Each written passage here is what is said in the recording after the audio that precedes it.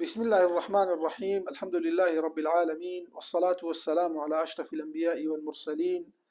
نبينا محمد وعلى آله وصحبه أجمعين. خۆشەویستانم لە باسوخواسێکی نوێی بابەتی بانخواز و بانگەواز دەینە سەر یەکێک لە سەرەکیترین بابەتی بانخواز و بانگەواز کە داوای هەموو پێغەمبەران بوو على نبينا عليه الصلاة والسلام و دەبێت داوای هەموو ئومەتی پێغەمبەری خوا بێ عليه الصلاة والسلام. ئەویش بریتە لە بانگەواز بۆ عەقیدە، بۆ بیرروڕا. بانگەوازی عەقیدە چۆن بێت و بە چ شێوازێک بکرێ و ئەو ڕەوتانە چین کە بەداخەوە ئیفرات و تەفریت و تەڕەفگیریان کردووە لە بابەتی بانگەواز بۆ عەقیدە. دیارە خۆشەویستانم، ئاشکرایە لای هەموو لایە گرنگی بابەتی بانگەوازی عەقیدە و ئاشکرایە لای هەموو لایەک کە دعوی هەموو پێغەمبەران بووە و حتا ئیبن القەیم دەفەرمێ هەموو قورئان بابەتی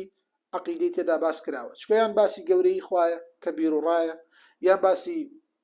ئەو کەسانە دەکا کە بە هەڵدێرا چوون کە بۆیە خزێنراونەتە ناو جەهەنەم لەبەرەوەی بیرروڕایان نوقسان بووە و بۆیە خراونەتە ناو بەهەشت و ڕێزیان لێگیراوە لەبەرەوەی بیرروڕایان تەواو بووە، یان باسی ئومەتەکانی پێشوو دەکا بە هەمان شێواز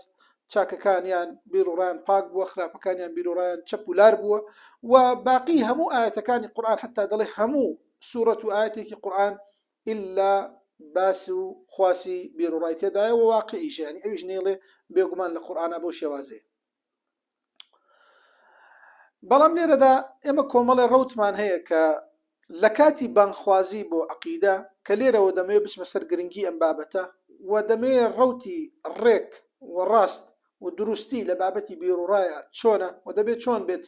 لە کاری بانخوازیە ڕاستکەمەوە. ئەویش ئەوەیە خۆشەویستانم، دەبینی خەڵکانێکمان هەیە بە شێوازێک زۆر غوڵ دەکەن لە باسوخواسی بابەتی بیرروڕا و عەقیدەیە. بە پێچەوانەوە خەڵکانێک هەیە کە گوێی پێ نادەن، بەکەمی دەزانن، خەڵکانێکیش هەیە گوێی پێ دەدەن بەڵام یەک لای عەقیدە باس دەکەن. لە هەمووی گرنگتر و پاکتر و جوانترەوەیە کە بەو شێوازە ڕەوایە و ڕەوانە باسی عەقیدە و بیرروڕا بکرێت کە لە شەریعەتی ئیسلامە و هەروەها پێغەمبەران و تابعین و هەروەها سەحابەکان و باقی ئومەتی چاکەکان باس و خواسی بابەتی بیرروڕایان کردووە. دەبینی خۆشەویستانم، کۆمەڵێک لەو کەسانەی کە ئەگەر بڵین غوڵ دەکەن لە بابەتی عەقیدەیە، بە شێوازێک غوڵ دەکەن، بەو شێوازەی کە دێن خەڵکی دێنن سفری دەکەنەوە، دەیهێنەوە سەر سفر، سافی دەکەنەوە، دەیبەنەوە سەر ئەو مەنهەجە شەکاکیانی کە فەلاسیفەکان بردوویانە تا ئەوەی جارێکی تر سەر لە نوێ زاخاوێکی تری عەقیدە بکەنەوە بە بەریانە کە شەکە خەنە دڵی کابراوە لە کاتێکا خۆی لەسەر فیتڕەتە، لەسەر فیتڕەتێکی پاکە، بەڵام نوێکردنەوە و باسکردن و لەوازیم و زۆر تەفاسیلی کۆمەڵێ بابەت لە کاتێکا کابرا لەسەر فیتڕەتی پاکی خۆیەتی دیباتەوە سەر ئەو ئەساسە، دیباتەوە سەر ئەو ئەسڵە کە وەکو زۆرێک لەو برایانی پێیان دەوترێت تەکفیری، بەو شێوازە ئیش دەکەن، یان وەکو جەماعەتانی کە لە عالەمی ئیسلامیدا هەیە وەکو جەماعەتی بۆکۆ حەرام، وەکو جەماعەت الئیسلامیە، جەماعەت التەکفیری والهیجرە کە پێی دەوترێت جەماعەت الئیسلامیە، وەکو زۆرێکی تر لە جەماعەتەکان کە دەبێت کوفرکەی بە فلانە مامۆستا فلانە کەس فلانە تاغوت فلانە مەسەلەن زۆر تەفاسیری تری ورد کە ڕەنگە بابەتەکانی بەشێکی باشی ڕاست بێ، بەڵام ئەو بەشەی کە زەقی دەکەیت و زوری دەکەیت و سفری دەکەیەوە و کۆمەڵێکی تر لە ناڕەوایی تێدا دەبینی کە بەشی زۆری ئیماندارانی پێ تەکفیر دەکەیت، خەڵکێکی زۆری مسلمانان بە نامسلمان لە قەڵامەدەی لەبەرەوەی بەو ڕەوتەی خۆت ئیش لەسەر بیرروڕا ناکە. ئەوە دەبێت بزانی وەکو ئەو فەلاسیفانەوەی کە کەسیانت لا مەقبول نییە و زۆر دژایەتیژی دەکەی، وەکو ئەو فەلاسیفانەوەی کە ئیشیان کردو لەسەر بابەتی بیرروڕا، چونکە ئەوانیش لە عەینی مەبەست و غایەتە لەگەڵ تۆدا یەک دەگرنەوە و لەگەڵ ئەو فیرەقانە یەک دەگرنەوە کە بە زۆر زەختکردنە سەر ئیمانداران، زۆر وردکردنەوەی تەواوی بابەتەکان بۆی حساب نەکردن بۆ بیرروڕای، هێنانی فروعیاتی کۆمەڵێ بابەت و لێکردن بە ئوسوول، تەکفیرکردنی زۆربەی زۆری ئیمانداران دەدواتەوە سەر چی؟ دەدواتەوە سەر ئەو مەنهەجی کە فەلاسیفەکان هەیەن. چۆن فەلاسیفەکان ئیشیان لەسەرەوە بۆ کە طبعا فەلاسیفە ئیسلامیەکان یان هەندێک لە فەلاسیفەکانی تری وەکو دیکارت وەکو غێری ئیش لە فەلاسیفەکانی ئیشیان لەسەرەوە بوو کە خەڵک لە شەکەوە دەست پێ بکات. مەسەڵەن ئێستا لە کۆگیتۆی دیکارت هەیە کە دەڵێ أنا أفكر إذن أنا موجود ليو دلي كم صار دبي قمام كي لها مشتى تاوي دقيت يقين أو هشام جبائي لناو هزري متكلمين إيش همان قصدك دلي أول واجب لسر بندكان ويا قماني هبه ودلي الشك في الله حسن قمان لأخوي تعالى اشتيكي شاك بريقي شك بريقي قمان يعني بدكنا يقين شلون دد بنا سر شك دلي دبيت والشك لها مشتى بقي شك لوجودي خوش بقي حتى عندي كان دلي تاوي بم أصوله بم نصوصه بم قواعدانا دقيت إيمان كوملك يا ساور رسايان داناوا كزور قرصة خلق بو رقيا بقات أو مرتبيك أو دي بي بقي بهمان شواز كوملي لو برايانا ك سخت كاري دا كان لا بابتي بيرو رايا كدياني خلق جاري كتر سفر كريتو يان لهندي شونا بستو معنا بداخل وكا ادعاء وان كردو كده بين نكاح تازا كريتو بەڵگەیەوەی کە مامۆستایەک ماری بڕیوە ڕەنگە مسلمان نەبوو بێ یان قسەکردن بەرامبەر کۆمەڵێ زانایان یان تەکفیرکردنی تاوی بگاتە شافعی عینی ئەو مەسلەکەیە کە فەلاسیفەکان دەیکەن ئەی فطرەت چی لێ دەکەی فطرة الله التي فطر الناس عليها أصلا یەکێک لە گەورەترین بابەتی تەوحید بریتێ لە فطرەت کە یەکێکە لە گەورەترین بابەتی ئیستدلالی دۆزینەوەی ڕاستی کە لە زانستی ئیپیستیمۆلۆجیا ئەهلی ئیسلام تاقانەیە لەم بابەتە بەم شێوازە باسی کردبێ لەگەڵ ڕەوتەکانی ترە کە ئەمە لە قورئانە خۆی پەروەردگار باسی کردووە کە دەفەرمێ كان الناس أمة واحدة فبعث الله النبيين مبشرين ومنذرين خەڵکی یەک ئومەت بوو بەڵام فاختلفوا جیاواز بوون ئەو جا خۆی پەروەردگار دوایەوەی کە جیاواز بوون پێغەمبەرانی بۆ نارد ئەم وشەی فاختلفوا ئیستثنایەکی تفسيريني هنا بيتمان هلا خدي آياتك آياتك لآياتك ترى خوي جورد فنو ما كان الناس إلا أمة واحدة خلقي هيج نبون إلا يك أمة يك روت يك مبدأ بروران أبو لسر التوحيد خوي پروردگار ويكتا پرستيبون بلام دعي ناكو كي كوتو تنيواني كإمام ابن عباس تفسيري أما دكاد فرمي كان بين نوح وآدم 10 قرون لبين نوح وآدم تقرن هبوا كلهم على شريعة من الحق هل هم يا لسر يك نهجو يك برنامبون يك بيداغو يك بيرورا خوا پەرستیان دەکرد وەکو یەک بەڵام دوایی ناکۆکی کەوتە نێوانی بە هەمان شێواز لەناو ئەهلی ئیسلامە کەسێک کە بە فیتڕەتی خۆی خواناسی دۆزی بێتەوە تا ئەوەی نەبینی کە بە هەڵدێرا چوە لە کۆمەڵێ بابەتە تا ئەوەی نەبینی کە بێ ئاگایە لە کۆمەڵێ بابەتە لازم ناکاتەوە کۆمەڵێ لەو قەواعیدانی کە تۆ پێی گەیشتووی ڕەنگە ئەو هەر لێی تێنەگا زۆر جار لێی تێناگا ئاگای لێ نییە نابێ تا ئەوەی ئوسوڵیاتی پێنەڵی بیخیتە سەر ئەو مەسلەکە و تەفاسیلەی پێ بڵی کە بەشێکی زۆری تەفاسیلەکان ڕەنگە هەر ڕاز نەبێ غولوکردن لەم بابەتە لادانی کەسی مسلمانە لەسەر فیتڕەتی خۆی سیقە نەکردن بە فیتڕەتی ئیماندار وەکو فەلاسیفەکان وایە کە سیقە ناکەن بە فیتڕەتی خۆیان سفرکردنەوەی مسلمان تا ئەوەی کە کوفر بەو شتانە بکا کە تۆ بۆت داناوە کە بەشێکی باشی ڕەنگە هەبێ بەڵام بەشێکی باشیشی بە هەمان شێواز هەڵە بێ یان ڕاست بێ سفرکردنەوەی ئیماندار و لادان لە فیتڕەتی و قەناعەت نەکردن و گومانکردن لە فیتڕەتی و ئەسڵ لە ئیماندار ئاوا دانی کە با ئیمانیشی هەبێ و بێباوەڕە و مشریکە و پەڕۆپەرست و خۆرافیە هێنانە و سفرکردنەوەی جارێکی تر سەر لە نوێ عینی ئەوی شەیە کە بەشێک لە فەلاسیفەکان دەیکەن إما وانجمان قبول نية كدلن أول واجب على الإسلام معرفة الإله باستيقان والنطق بالشهادتين اعتبر لصحة الإيمان ممن قدر بو لبرو فطرة دخزين ريتناو فطرة بابتي كي زور أساسية كزانيان زور جوان بيداو ودبي كاري لسر بكري إيشي لسر بكري شكا خواهي قورا لقرآن باسي كردو فرميتي وإذا أخذ ربك من بني آدم من ظهورهم ذريتهم وأشهدهم على أنفسهم ألست بربكم قالوا بلى كأبي كري كعب دفنيها مياني كوكردو توا فجمعهم فجعلهم أرواحا فاستنطقهم فتكلموا يكبيك شاهدي لي ورقرتوه أو فطرتك كسيك دري بري بزمان وإيماني هنا نابي قمان بكي لفطرتي كسيك كوتي مسلمان مو إيماني هنا لسر فطرتي تاوي كفريكي بواح لي درنكويت بيوزناكا سفريكي تو بياني أصل إيمان دارا كفر به تاوي بوريتيتو إيمان دين چونکە ئەوە عینی ئەو فەلاسیفانەیە کە خۆت دژایەتی دەکەی خۆشت بێ یان نا فەلاسیفەکان بەو شێوازە ئیش دەکەن لە بەرامبەرە خۆشەویستانم ئەم تەفریقە لە بەرامبەر ئەم تەفریقە تەڕەفگیریمان هەیە لە بابەتی بیر و ڕاو بانگەواز بۆ عەقیدە. تەڕەفگیری چییە؟ خەڵکانێکمان هەیە بانگەشەی بیر و ڕا دەکات لە دروستەکانە دەبێت و ڕاست دەکات، زۆر باسی گرنگی عەقیدە دەکات و لە عەمەلی جا دەیبینی دەیخوێنێ، بەڵام ئەو کاتە کێشەمان بۆ دروستە بێ ئایا ئەم بیر و ڕای ئەم باسی دەکات چییە؟ کە دەیتە سەر واقع لە دووسێ مەسەلە لە بیر و ڕا تێپەڕ ناکە، یان باس خواسی ئەسما و صفاتە، یان باس خواسی پەڕۆپەرستی و کۆمەڵێ لەو بابەتانە، یان باس خواسی کۆمەڵێ بابەتە کە بریتین لە ئوسولی عەقیدە و بابەتانە گرنگە و پێویستە و زەڕوورە باسکرێ، بەڵام عەقیدە تەنها ئەوە نییە. باڵا چوو ئەگەر پێت وابێ هەموو عەقیدە ئەو دووسێ مەسەلەیە کە تۆ باست کردووە،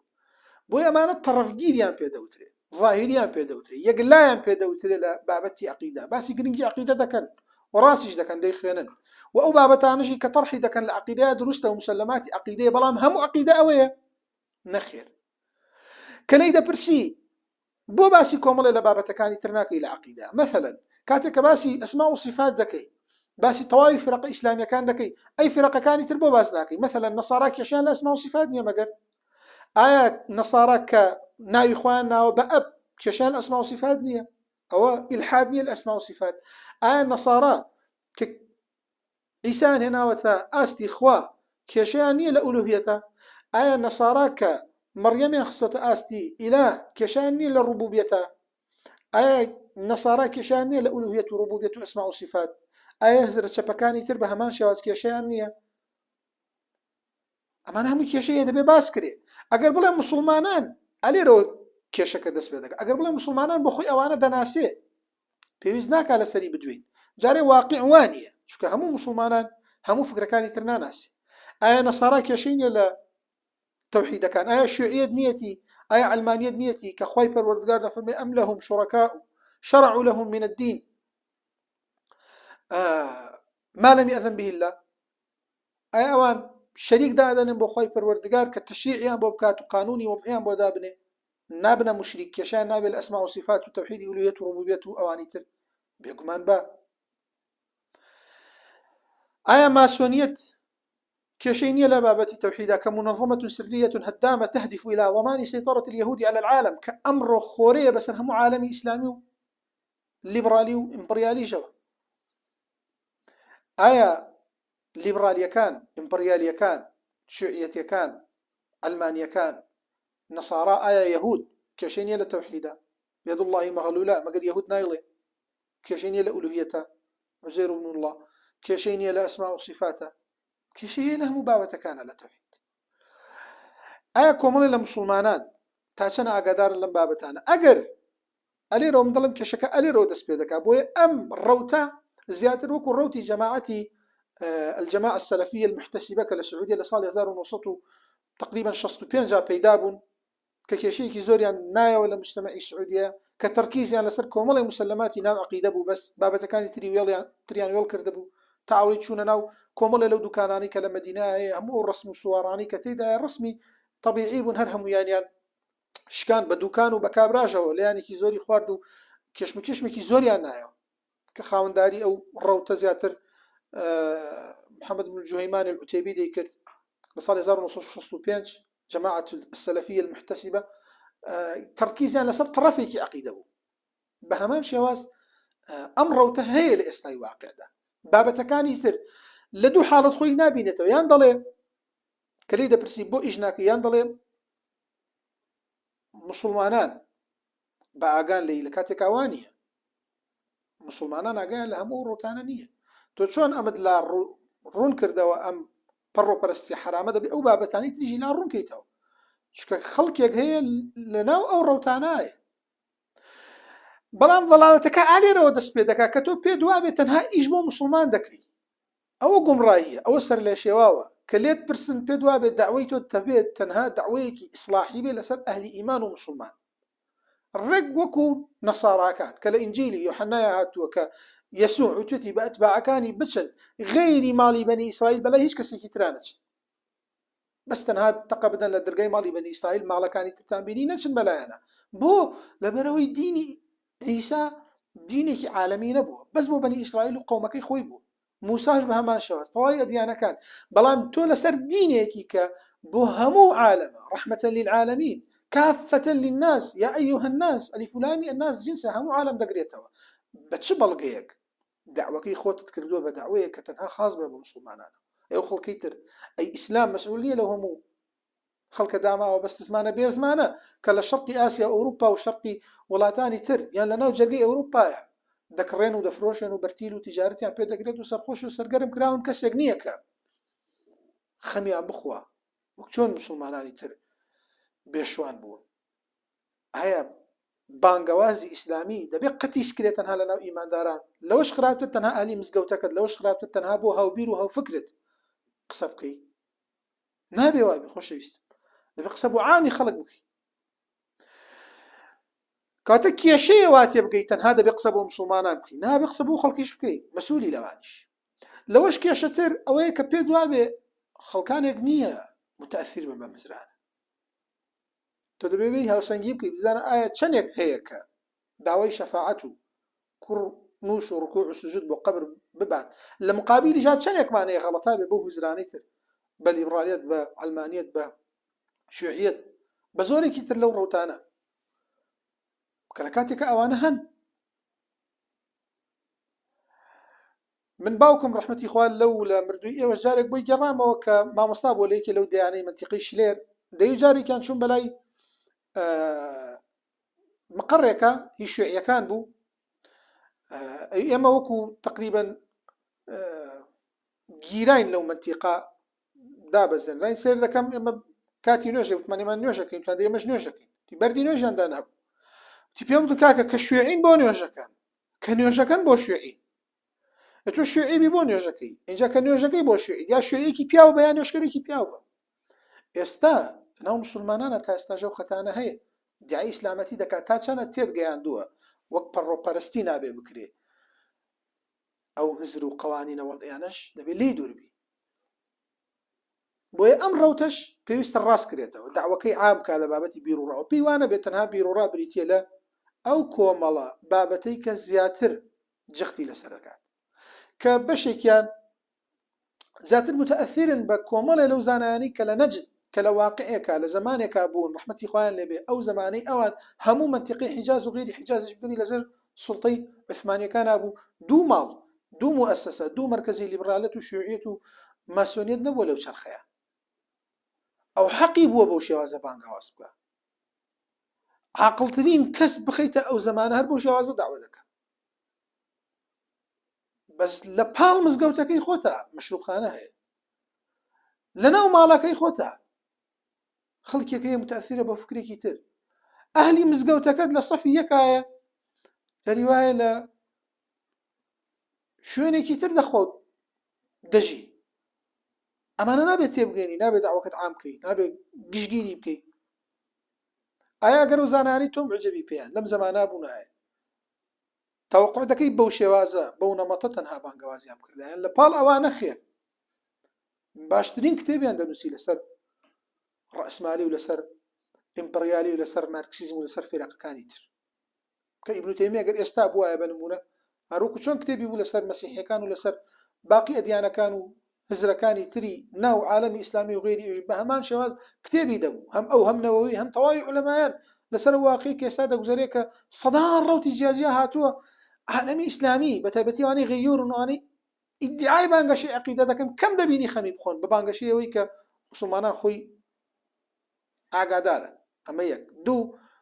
ئێمە داوەکەمان ئیسلاحیە ئەوە هەڵەیە هەڵە تێگەشتنە دەبێت داوەکەت عام بێ داوای پێغەمبەر تەنها ئیسلاحی نەبوو تەسیسیش بوو عەلەیهی سەڵات وەسەلام دەبێت تەسیسی کۆمەڵێک ئەو جارە دوای ئەوە تەصفیە و تەحلیە و ئەو جارە ئیثبات و نەفی لە وشەی لا ئیلاهە ئیلەڵڵاه مەگەر نییە ئەی تەوحیدی لا ئیلاهە ئیلەڵڵاه و باسی خواسی بابەتی تەوحید ئەم بابەتانە ناگرێتەوە بێگومان با دەبێت باس کرێکەوەت ئەو جارە دوای شێوازی تەڕحکردنی تەوحید دەبێت ببەستێتەوە بە واقعەوە کەوە یەکێکە لە کێشەکانی تر بەداخەوە باس و خواسی تەوحید تەنها قسەیە لەسەر کۆمەڵێ بابەت کە لە زمانێکە مەثەلەن کراوە ناڵم حەق نییە و بابەتانە با بکرێ باسی ئەو شترە بکە کە لە مەککە هاتووە خەڵک تەبەڕوکی کردووە باسی ئەو درەختە بکە کە لە فڵانە شوێن خەڵکێک حەلەقەی پێوە دەکا بەڵام باسی ئەو سەنەمانش بکە کە ئێستا هەیە و خەڵک دەیپەرستی باسی ئەو بتانش بکە کە ئێستا خەڵک ئیشیان بۆ دەکا بەواقعێکی تازە قسە لەسەر بابەتەکان بوو کاتێکە لەسەر گۆڕستانێک دەوەسی باسی بابەتی زوهد دەکەی دەست خۆش بێ کۆمەڵی موسڵمانی تێدایە دڵی دەیگری بەڵام خەڵکێک هاتووە وەکو قەومی هاتووە وەکو عادەتێک هاتووە پێویستە خیتابیش دەبێ بۆ ئەوە پێویستە پێی بڵێ لەو کاتە لە دوای باس و خواستی کۆمەڵێک ئیش کە تایبەتە بەم ئیماندارانەوە ئەمە ژێکێکە لە نعمەتەکانی ئیسلام ئەم ناشتنە پێی دەسەلمێنم ها ئێمە چۆنین ئەم ناشتنە بەم شێوازە گەورەیە بەس ئیسلام کردوێتی لای هیندۆسیەکان دەیسووتێنن خۆڵەکەشی دەخەنە ناو بەحرەوە هەندێکیان خێزانیشی لەگەڵات تەختەکەن و دەیخەنە ناو گۆڕەوە لای ئوسترالیا کۆنەکان پارچە پارچەی دەکەن دەیخەنە بەرزایەک تا ئەوەی تێر و توێر بیخوا لای بەرازیلیەکان احترامن بۆ مردووەکە دەخۆن لە قەبیلەی دیبغیانە دەچن پەنجەی ژنەکەشی دەبڕم تاوی بزانن مێردی مردووە چەند مێرد چوو بکاونە پەنجەی دەبڕن جاری وایە یەک مێردی لەبەرەوەی زۆر گەورە بوو هەموو پەنجەکانی دەبڕن لای زەڕادەشتیەکان بە تایبەتی کۆنەکانیان کەستانە ماوە بەڕووتی دەیخەنە بەرزایەک تاوەی تێر و توێر بیخوا لای تایلەن لە هەموو ئەو دیانانە سیرەکەی کۆمەڵە شێواز مردوو دەنێژن سەیری ئیسلامیش بکە ئەمە پێویستە باز بکرێت لە کاتێکا دەبینی خەڵکێکی زۆری تێدایە زۆر جار وەکو قەومیەت هاتووە باوەکو ئیسلامیش هاتووە پێویستە دایم بۆی تازەکەیتەوە کە ئیسلام چەنە گەورەیە نەک تەنها وەکو الجەماعەت المحتەسیبە السەلەفیە ئیش لەسەر یەک ڕەوت لە بابەتی عەقیدە بکرێت بابەتەکانی تر نابێ وەڵ کرێت چونکە عەقیدە عامە شریعەتی ئیسلام عامە عەقیدە یانی ئیسلام ئیسلام هەموو بابەتێکی تیا دەبێ عەقیدە و فکر و بیر و ڕاژت هەموو بابەتەکانی تیا بێ بەپێی پێویست لە مقابلی ئەوانە خۆشەویستانم ئێمە ڕۆتێکی ترمان هەیە گوێ نادا بە بابەتی عەقیدە باس و خواسی بیرروڕانیە زیاتر ئیشەکەی تەربەویە تەصفیە زیاتر ڕۆحانیە ئەی بابەتی بیرروڕا نەخێر یان زیاتر قەڵی سیاسیە بابەتی بیرروڕا ناخاتە ناو بەشەکەیەوە لە کاتێک ئەگەر بیخاتە نێوی بە تایبەت ئەگەر قزەیەکی سیاسی بێ زیاتر سەرەکەوێ چونکە خۆی پەروەردگار خۆی وعدی دا وعد الله الذين آمنوا منكم وعملوا الصالحات ليستخلفنهم في الأرض كما استخلف الذين من قبلهم وليمكنن لهم دينهم الذي ارتضى لهم وليبدلنهم من بعد خوفهم آمنا بشرط كتشي يعبدونني لا يشركون بي شيء يعبدونني لا يشركون بي شيئا پرستشی خواب کەن بە تەنهایی شەریکێکی بۆ ئەنجام بدەن خۆی گەورە وادی پێداون کە بیان کاتە خەلیفەی خۆی لەسەر زەوی گەورەترین سوڵتە باتە دەستیان دەبێت لەگەڵ بابەتە قەزەکەی کە هەتە با قەزەیەکی سیاسی ئیسلامیت هەبێ تەوحید نابێ وێڵکەی جا چ جەماعەتی هزری بێ چ جەماعەتی سیاسی بێ جەماعەتی هزری و جەماعەتی بەکتاشیەکان کە دانەرەکەی خەنکار و بن محەممەد بەکتاش بوو گەشتبوونە وەزئێک گەشتبوونە ڕەوتێک گەشتبوونە حەدێک ئەوەندە عەقیدەیان وێڵ کردبوو دەیانوت دینەکان هەموو یەکسان شێخەکانی خۆیان بە ئیلا دەزانی قەناعەتیان بە زۆر بابەتی تر نەبوو یەکتاپەرستی و تەوحید وەم بابەتانە نەبوو ئەنواعی تەوحیدی چی و بابەتی یەکتاپەرستی چی و بابەتی تەبەڕمانە نەبوو لە ناویان لە خوانەوان و بەهاییەکان محەممەد بن عەلی بن محەممەد بن ڕەضا الشیرازی دانەری هزری بەهایی بوو پێیان وابوو کە بەهەشت و جەهەنەم و مەلائیکە و کۆمەڵی لەو حکایەتانی کە لە بابەتی بیر و ڕایە دەخوێنرێت ئەسما و سیفات ومان قەناعەتیان پێیان نەبووە قەناعەتیان بە یەکتاپەرستی خوا کە نابێ شرک و شەریکی بۆ ئەنجام بدەیت ئیشیان لەسەر نەدەگرت تا بۆ شێوازە بەرەو هەڵدێر چوو بوون و فەوتا بوون یان لە مقابلە کەسانی هزری فکری دینی نەبن کەسانی حەرەکی ڕەوتی سیاسی بن وەکو جەماعەتی قوبەیسات وەکو جەماعەتی لیبرۆی ئیسلامیەکانی ئێستا وەکو جەماعەتی تەحریری وەکو جەماعەتی ڕوفا حزبی سەلام الوەتەنی کە لە ساڵی 1972 لەسەر دەستی نەجمەدین ئەربەکان لە تورکیا دروست کرا قەزەیەکی سیاسی ئیسلامی بۆی بابەتی تەوحید 4 نەفەرت نەدەێنا فەرقی بێباوەڕ و کافرێک بەباشی بکە بۆیە بەرەو فەشل دەچی ئەگەر تەبەنای قەزە سیاسیەکەشت لەسەر قەزەیەکی تەوحیدی ڕاست و ڕەوانی ئیسلامی نەبێ ممکن نییە تەوحید و یەکتاپەرستی وێڵ بکەی چونکە هەموو ئیسلام واتە هەموو تەوحید. دوایەوە خۆشەویستانم باس و خواسی بابەتی بیر و ڕا باس و خواسی بابەتی عەقەدی چۆن لەناو کۆمەڵێ فیرەقا بەو شێوازەیە باس و خواسی ڕاستی عەقیدە ئەگەر سەیری زانایانی ئیسلام کەی دەبینی زۆر بە شێوازێکی جوان زۆر بە شێوازێکی ڕازاوە ئیشیان کردو لەسەر بابەتی بیر و ڕا قەت تەرکیان نەکردو قەت وێڵیان نەکردو. سەیری ئیمامی ئەبوو حەنیفەکە ئەبوو حەنیفە نوعمان بن ثابت ڕضا و ڕەحمەتی خوای لێبێ کە لە ساڵی 150 هیجریا وفاتی کردو کە یەکێکە لە بەڕێزترین زانای ناو ئیسلام کە لە سجنا وفاتی کرد بەدەم سوژدەژەوە هەندێک لە زانایان دەفەرموون گەورەترین کتابیە لەسەر فقه الأکبەر کە باسی تەوحید و عەقیدە و یەکتاپەرستی خودایە کە باسی شرکیات دەکات حتا دەڵێ نابێ بڵێ بە حەقی فڵان بە حەقی پێغەمبەریش نابێ بڵێ چونکە هیچ کەسی حەقی نییە لەسەر خوا با پێغەمبەریش بێ. زۆر تون دەبینی ئیشیان لەسەر وردەکاری بیر و ڕا کردو لەگەڵەوە کابرایەکی فەقیه بوو ئومەتێکی بەڕێوە دەبێت. ئیمامی مالک بن ئەنەس بن مالک بن الأصبحي الحميري سەیری کە چۆن ئیشی کردو. ئیمامی شافعی فەرمووی پێم وایە هیچ کەسێک وەقی مالک فەضایلی بۆ کۆ نەبوو بێت. ئیمامی ذهبی لەگەڵەوە دەفەرمێ محال أن نظن بالنبي أنه علم أمته النجاسة ولم يعلمهم التوحيد مستحيل گومان بدەی پێغەمبەری خوا باسی نەجاسەت و فقی بۆ کردوون بەڵام باسی عەقیدەی بۆ نەکردوون نا إلا زیاتر لە بابەتی فقه بابەتی تەوحیدی ڕوون کردوێتەوە. إمام شافعي محمد بن إدريس الشافعي المطلبي القرشي الهاشمي رضا ورحمة إخوائي لبدي فرموا آمنت بالله وبما جاء عن الله على مراد الله وآمنت برسول الله وبما جاء عن رسول الله على مراد رسول الله. تندي كتابي هم ولا سبابتي توحيد وعقيدة فقيه وبلان بابتي توحيد ناكري ويبكري. إمامي أحمد إمام أهل السنة أحمد بن حنبل رسول رحمتي خويلي بأيج مهمان شواس وكشون إمام أحمد بشافعي ده فرمي كاتيك رقيب برسالي لكن أي رجل شافعي أم شافعي كي فرمي كالشمس للناس وكالعافية وكو شمس وايا وكو عافية دوايا بو خلقي بزانا آية لم دوانا بديل خلف هي بو أم دوانا خور عافية بديلي هي خلفي هي جنشيني هي نخر شافعي جوابه بهمان شو الشافعي ده فرمي إمام أحمد زاناب ولا فقه لزهد لفقه لحديث لسنة لك هشت علم باز دكا كأفرمي إمام بوتيايا برو بزانة شن كتابي هي لقلو إمام بولو بابتانا لسر عقيدة شن ردي في رقكاني تري دعوته لسر بابتي بيرورا بويا ناكري بهيج شوازي بابتي بيرورا بخزن ريتو جير لي وخري باز كري بلان بشوازة فراوانا كي وخويش كبيرورا فراوانا بليتي لإسلام إسلامي جمو بابتكاني تيادبه يشكري لسر وردكاري همو بيرورا نك بەو شێوازەی کە پەروەردە کراویان بەو شێوازەی کە خۆت دەوێت نا بانگەوازی ئیسلامی بیرڕا چۆن عامە چۆن ڕەبانیە چۆن شمولیە دەبێت شمولی و عام و ڕەبانی بێ بانگەوازی تەوحیدیشت تاوەی بەڕاستی کەسێکی یەکتا پەرست بی و خەڵکەکەشت پەروەردە بکەی لەسەر یەکتا پەرستی کە پەروەردەت کردن تەلیفی قولوبت کرد تەوحیدی کەلیمەت بەکارهێنا كلمة توحيد بكار أنا بو توحيد كلمة أو كاتب هم إيشك الدبي نك كلمة توحيد بكار بيني بو التفريق نا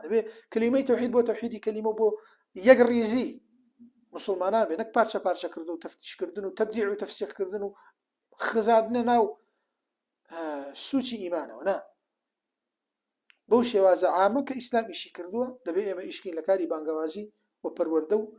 فير كردني مسلمانه تاردين كوتاي أموانه صلى الله وسلم على محمد وعلى آله وصحبه أجمعين.